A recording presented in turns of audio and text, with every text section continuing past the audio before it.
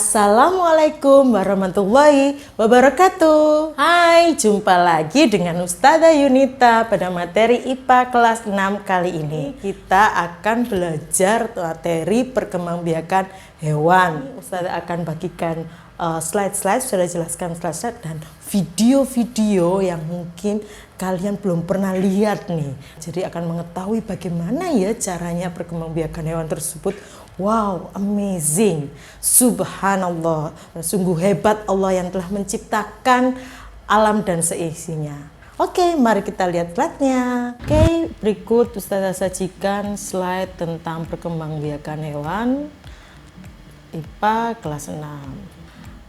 Perkembangbiakan hewan dibagi menjadi dua, yaitu kawin, seksual, generatif, dan tak kawin, aseksual atau vegetatif. Hampir sama dengan perkembangbiakan tumbuhan. Kalau yang kawin, seksual atau generatif itu disertai dengan peleburan sel kelamin jantan dan sel kelamin betina. Sel kelamin jantan adalah sperma dan sel kelamin betina yaitu sel telur atau ovum. Sedangkan yang tak kawin atau aseksual atau vegetatif itu adalah tanpa disertai dengan peleburan sel kelamin jantan dan betina. Dia mampu dengan sendirinya menghasilkan keturunan baru, individu baru. Nah, untuk yang kawin, seksual atau generatif ini terdiri atas 3 contoh, yaitu vivipar, ovipar, dan ovovivipar. Sedangkan yang tak kawin atau aseksual atau vegetatif itu ada fragmentasi, ada tunas. Nah, kalau secara umum perkembangbiakan hewan ya ada vivipar yaitu melahirkan, contohnya yaitu gajah, paus, dan dugong. Ini monyet juga. Lanjut, ovipar bertelur ya. Kemudian contohnya golongan unggas dan golongan ikan serta serangga. Nah, contoh paling nyatanya adalah ayam. Ovovivipar bertelur dan melahirkan. Contohnya hiu, ikan pari, dan beberapa jenis ular dan kadal. Sedangkan yang vegetatif ada fragmentasi, contohnya planaria. Kemudian ada tunas yaitu hidra. Nanti Ustazah akan sajikan beberapa contoh video untuk kalian cermati.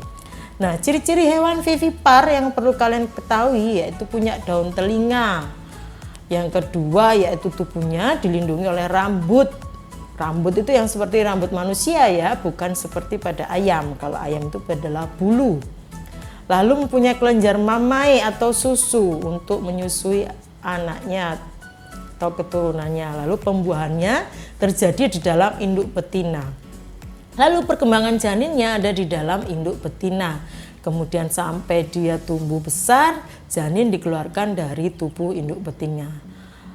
Contohnya ini, vivipar, lumba-lumba, hamster, kelelawar, gajah, dugong, dan kanguru.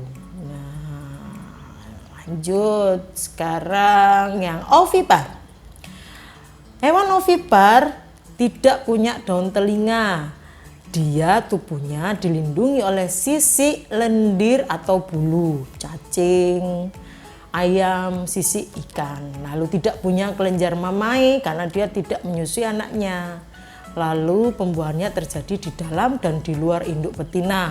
Kalau yang di dalam contohnya itu ada pada golongan ayam. Sedangkan untuk yang pembuahannya terjadi di luar induk betina, contohnya ikan. Ikan itu spermanya dikeluarkan di air, lalu sel telurnya juga dikeluarkan di air, lalu pembuahannya terjadi di air. Kemudian perkembangan janinnya di luar induk betina. Jadi telurnya dikeluarkan nih kayak ayam itu. Lama-lama nanti akan menetas keluar individu baru. Nah, itu perkembangan janin di luar induk betina.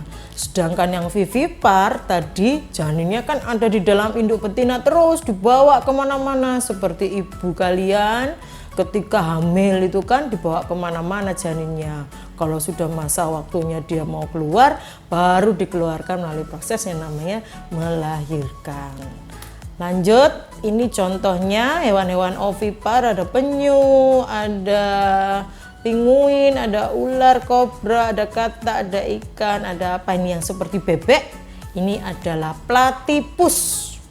Hati-hati untuk golongan ular. Ular ini ada yang ular dengan ovovivipar dan ada yang ovipar. Kalau ovipar ini biasanya ularnya kecil, contohnya kobra.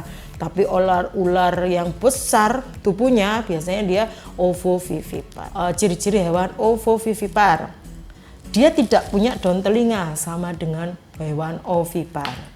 Dia tubuhnya dilindungi oleh sisik, lendir, bulu. Lalu dia tidak punya kelenjar mamai karena dia tidak menyusui anaknya. Tapi pembuahannya terjadi di dalam tubuh induk betina. Jadi hewan ovovivipar itu dia juga ada telurnya, cangkangnya, tapi cangkangnya itu lunak dan dia telurnya masih ada di dalam tubuh induk betinanya. Jadi kalau kita lihat kadal, Ustazah waktu dulu pernah membelah kadal. Kadal itu kalau dibelah perut induk betinanya itu ada telurnya. Nah di dalam telurnya itu terdapat induk anak-anaknya.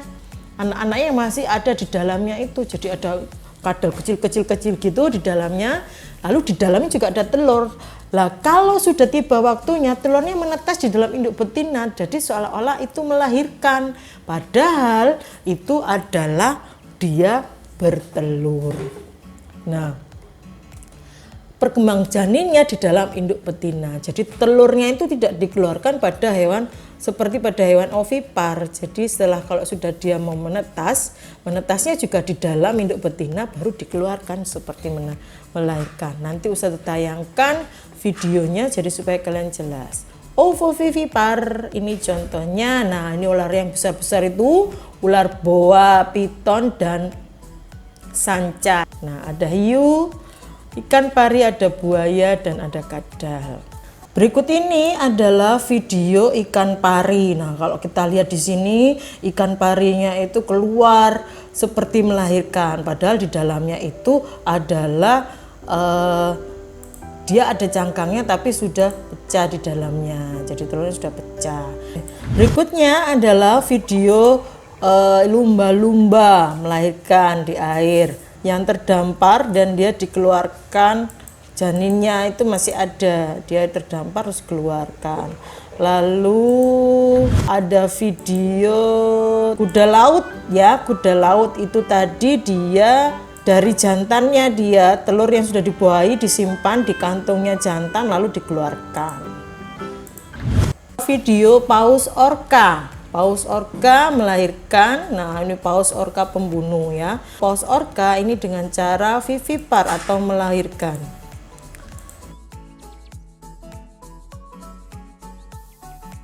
Selanjutnya ada video perut ikan hiu dibelah. Nanti akan kelihatan di perutnya itu ada beberapa janin yang dia ada di dalam perutnya meskipun si induk sudah terdampar, sehingga nanti kalian akan tahu bahwa ikan hiu itu ternyata memang benar yang dikatakan Ustazah, ada bentukan seperti telur di dalamnya itu.